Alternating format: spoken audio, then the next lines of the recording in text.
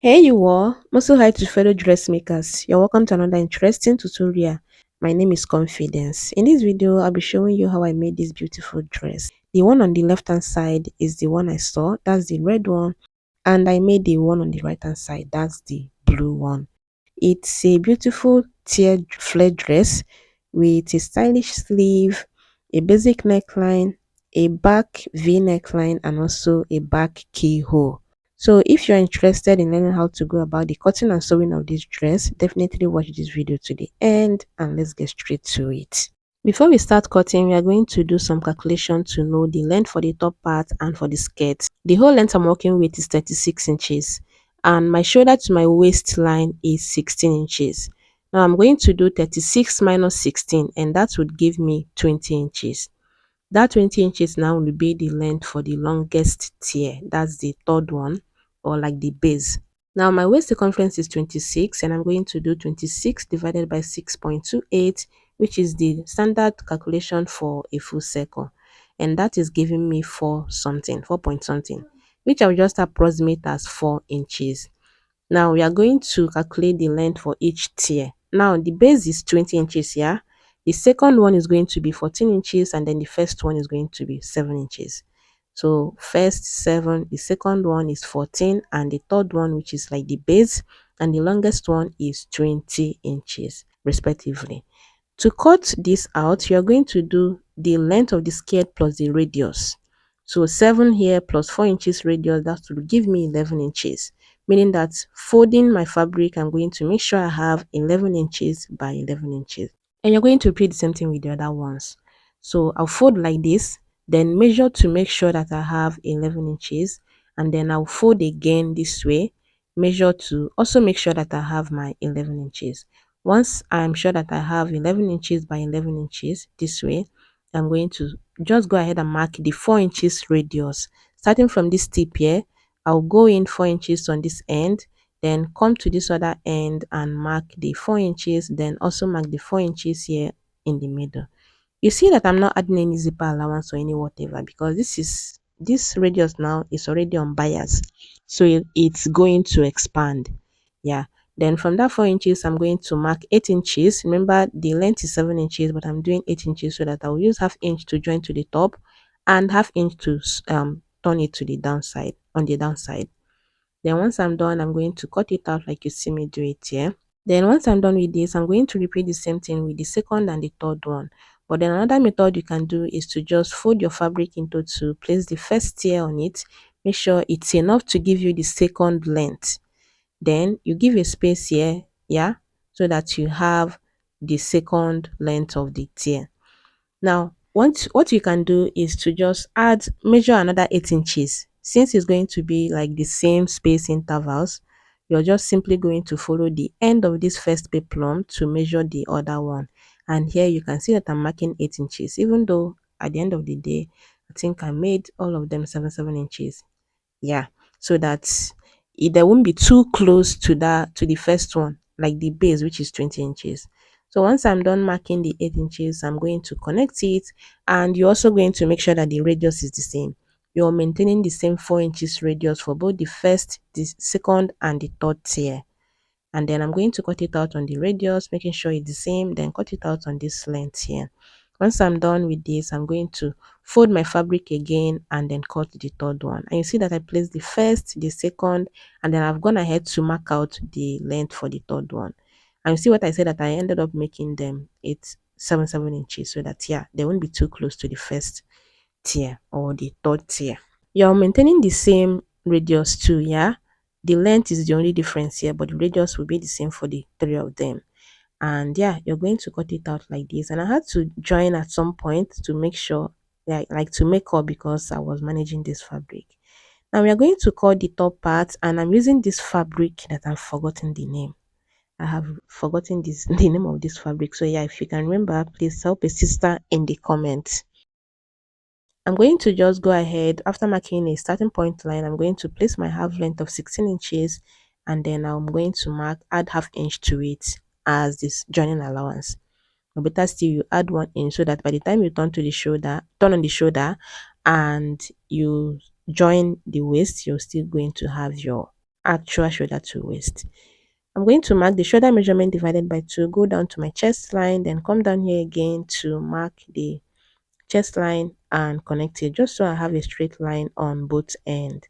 And once I'm done with that, the next thing I'm going to do is to come down here to my shoulder slope, then come in here to my standard neck width and connect the shoulder slope to that point.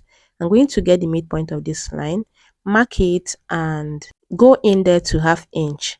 I'll come to the chest line and mark my bust measurement divided by 4, and use all of this as a guide to get the armhole curve. And yeah, the armhole curve is ready. The next thing I'm going to do now is to mark my actual neck width, which is 4 inches, then by 4 inches. So you're going to use your standard neck width plus 1 inch for your neck width, and then your standard neck depth plus 1 inch for your neck depth. Mine is 3 by 3, and here I'm doing 4 by 4 as my neck width and my neck depth. Here I'm going to mark my bust span, that's the nipple to nipple, then go up 6 inches as the dart length and connect it like you see me doing it here. Once I'm done with that, on both sides I'm going to be marking 0.75 as the dart width and connect it on both sides in a dart form this way. Now I'm going to get the waist measurement divided by 4 plus the 1.5 that intake, then plus extra 1 inch side seam allowance. This one now is the allowance. Then I will also add 1 inch here and connect the two measurements like you see me do it here. Once I'm done with that, I'm going to just cut out the pattern just as you can see me cut it out here. I won't advise that to add any allowance on the shoulder. On the armhole. Just mark what you cut, what you marked out. I'm going to fold the fabric again to cut for the back, and I'll first go ahead and mark the center back line. I'm giving a space for the zipper allowance. That's what you see me doing in here. And the line now will serve as the center back. I'll also mark a starting point line here, and that will be the shoulder line. So from that, on that line now, I'm going to mark the shoulder measurement divided by 2. Then I'll go ahead and go down to the chest line. You are maintaining the same chest line we used for the front.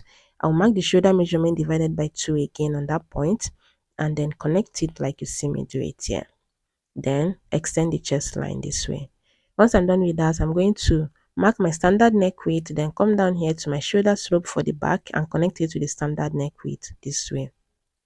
Next, I'm going to measure what I have here, divide that into 2, and that's where I'll be curving the armhole from. I'll come here and mark my bust measurement divided by 4, then use my curve to connect from that bust width to the midpoint I got earlier here. Now I'm going to mark my actual neck width of 4 inches, then come down here to 7 inches for my neck depth. This will be the V neckline, yeah? And then you're going to connect it like this. Once you're done with that, you're going to now measure down to your half length. Remember, I didn't measure it earlier. And you're maintaining the same shoulder to waist that you use for the front. There's no bust dart here, so you're using the same length for both front and back. Next, I'm going to mark my bust span here on this line.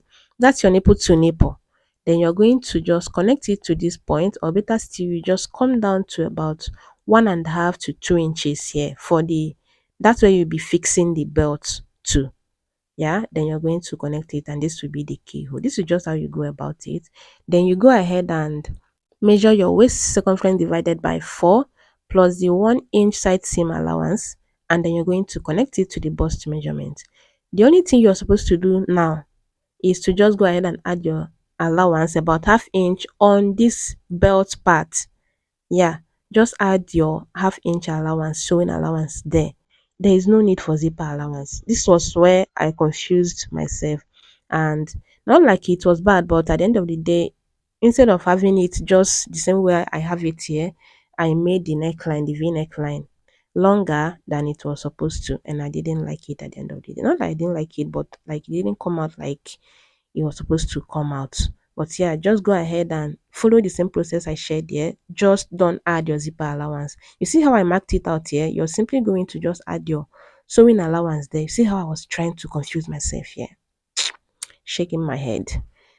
So yeah, after that is out of the way, I'm going to divide what I have here. By the way, this was used as a gele before. It was a head tie before. But yeah, I'm just going to just separate it where they joined it earlier, and then I'm going to just divide that into 2, and that will be for the belt or the sleeve. Since they're just the same width, I can just decide to use one of them as the belt and the other one as the sleeve. Then this one too, I'm also going to just divide it into two here. And because I manage both fabrics, this one won't I won't just use this one for the sleeve like that. I'll cut out a lining for it.